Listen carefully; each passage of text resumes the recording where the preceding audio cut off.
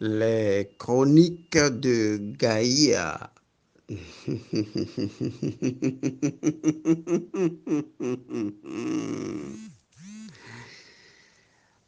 Aujourd'hui, dans les chroniques de Gaïa, je vais vous raconter une histoire bien étrange. C'est une histoire dont vous connaissez la poésie depuis votre plus tendre enfance. Une histoire dans une histoire qui cache une autre histoire.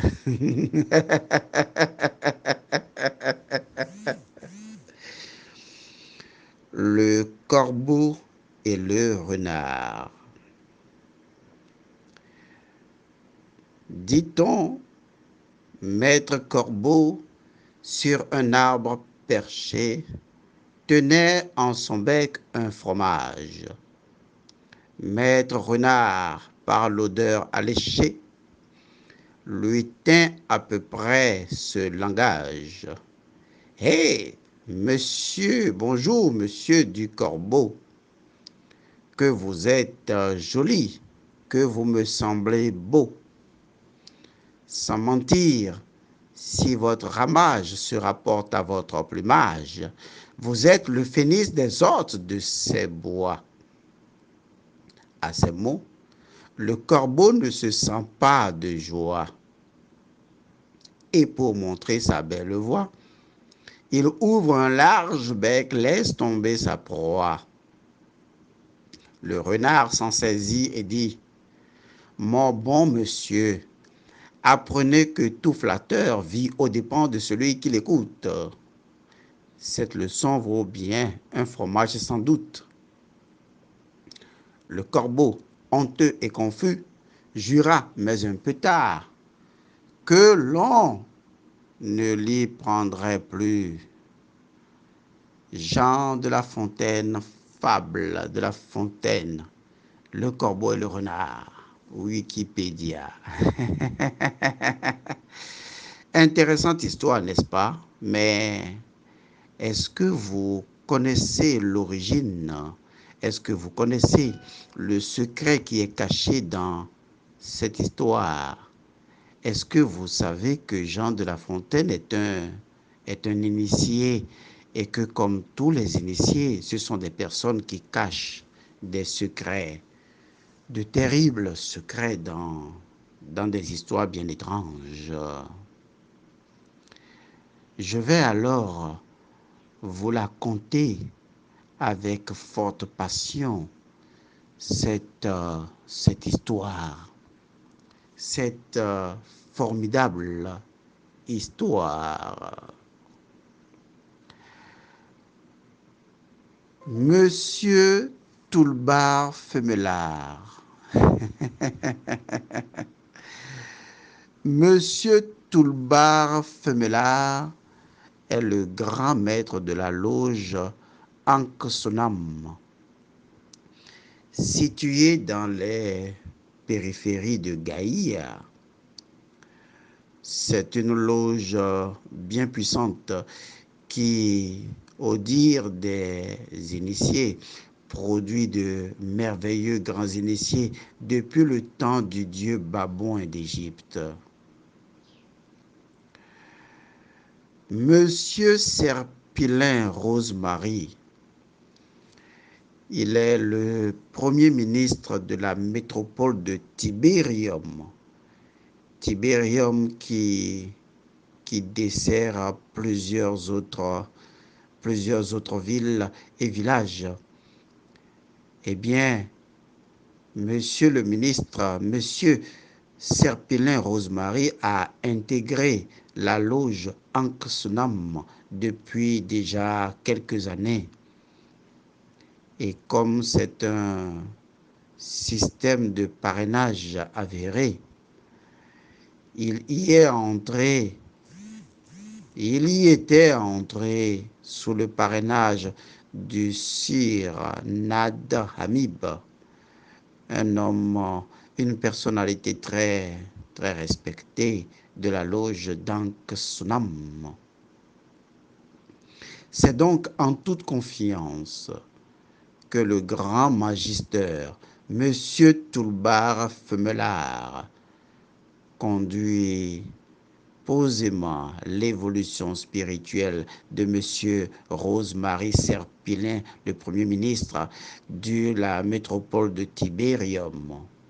Et il le fait à travers un certain nombre de grades qui sont très bien connus de la loge depuis des temps anciens.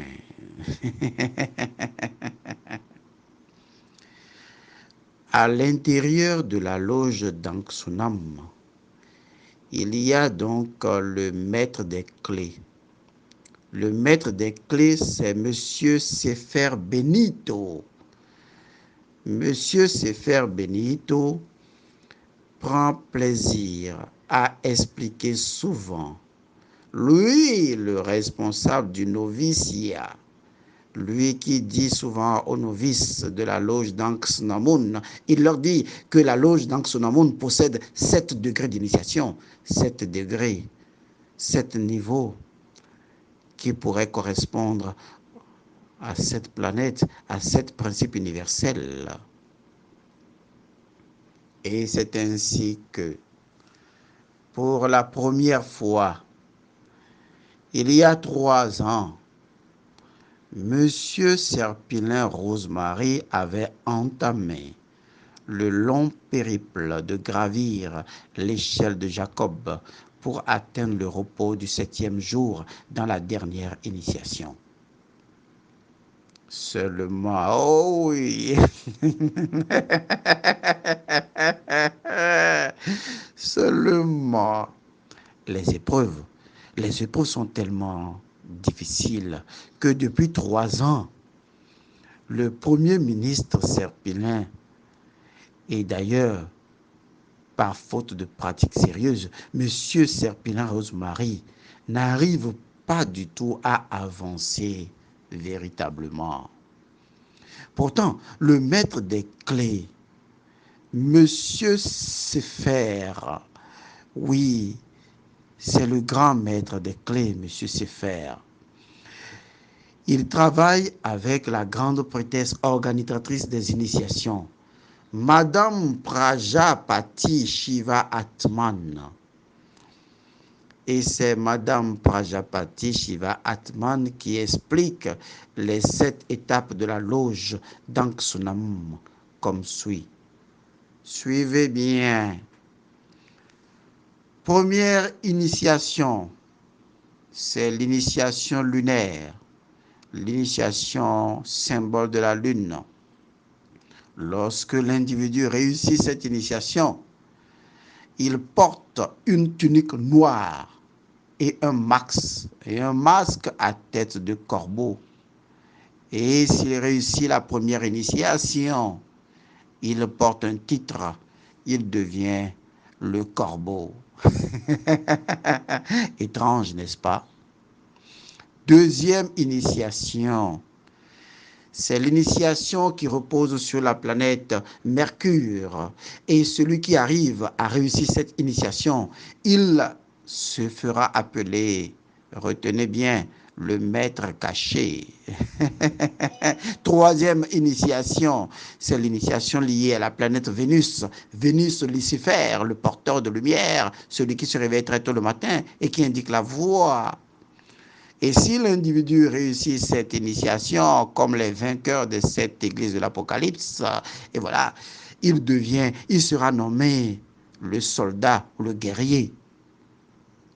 Quatrième initiation, explique donc Madame Prajapati. Elle dit, quatrième initiation, c'est l'initiation solaire, oui.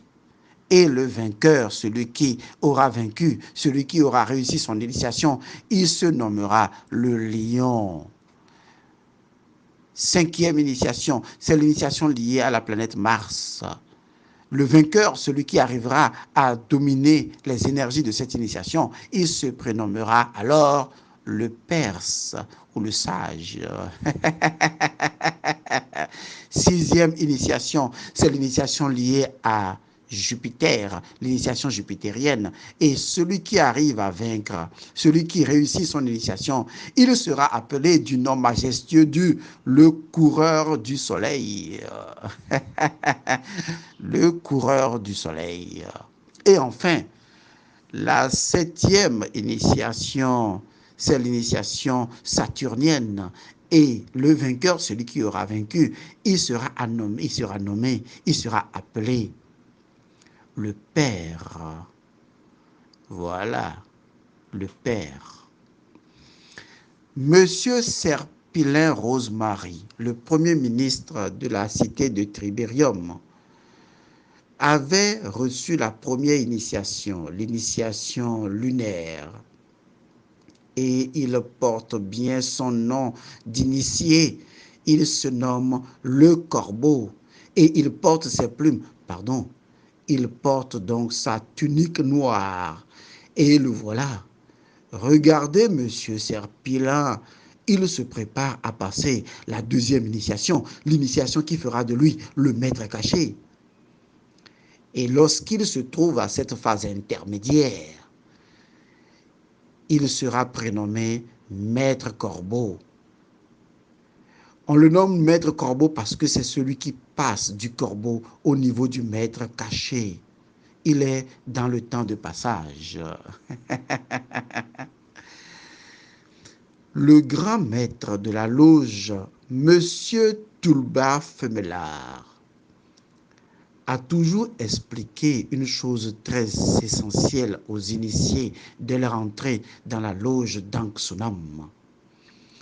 Il leur rappelle toujours: méfiez-vous des perversions, méfiez-vous des 7 péchés capitaux qui corrompent votre progression spirituelle. Et il leur a montré, Monsieur Toulbar Femelard leur a montré le chemin de comment parvenir à Jivan Mukti, la libération spirituelle, à travers des techniques secrètes. Et Monsieur Femelard Toulbar n'a pas manqué de leur parler du tentateur, le grand Seth, l'Égyptien, le dieu rouge, pendant les cours de la cosmogonie égyptienne. Et c'est là toute la révélation, la grande révélation si effrayante qui jette un éclair de lumière sur notre histoire, l'histoire du corbeau, la tendre histoire du corbeau et du renard. Monsieur Toulbar Femelard, le maître des clés, Sefer Benito, et la grande prêtresse Prajapati Shiva Atman ont montré à tous les néophytes le hiéroglyphe qui désigne le dieu rouge d'Ombos, Seth, l'Égyptien, le tentateur, qui va devenir Satan. Et le hiéroglyphe de Seth montre un type d'animal, un animal bien connu, un canidé de l'espèce, oh non, que vois-je? Un canidé, c'est un renard. C'est le renard de Jean de La Fontaine. C'est Maître Renard. Vous comprenez qu'à partir de là,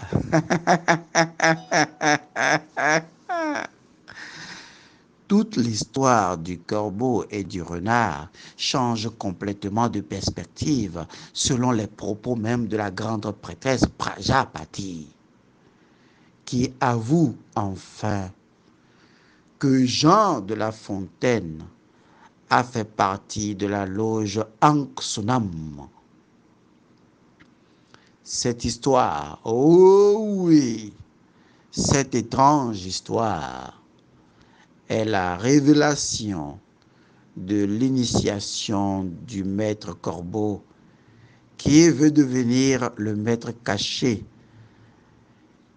Si seulement il réussissait son initiation, si seulement il arrivait à déjouer les flatteries des plaisirs de ce monde, si seulement il arrivait à déjouer les flatteries de Seth, le renard, maître renard.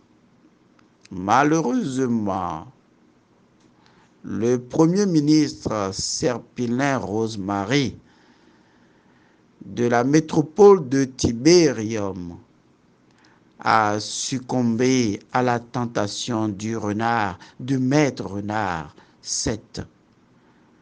Et il a perdu son fromage. Oh, que dis-je?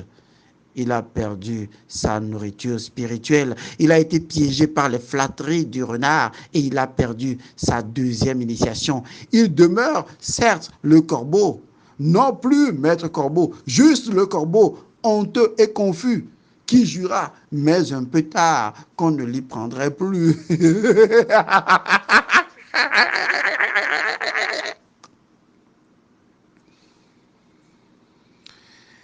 Il doit reprendre son initiation ultérieurement parce que sa conscience spirituelle, son fromage, est retombé dans les fanges des désirs sous la surveillance de Maître Renard, le tentateur Seth. Cette histoire ne vous rappelle-t-elle pas celle de Jésus qui a pu déjouer les flatteries de Seth, Maître Renard? Peut-être. Oh oui. peut-être que cette histoire vaut bien un fromage sans doute. Étrange, n'est-ce pas?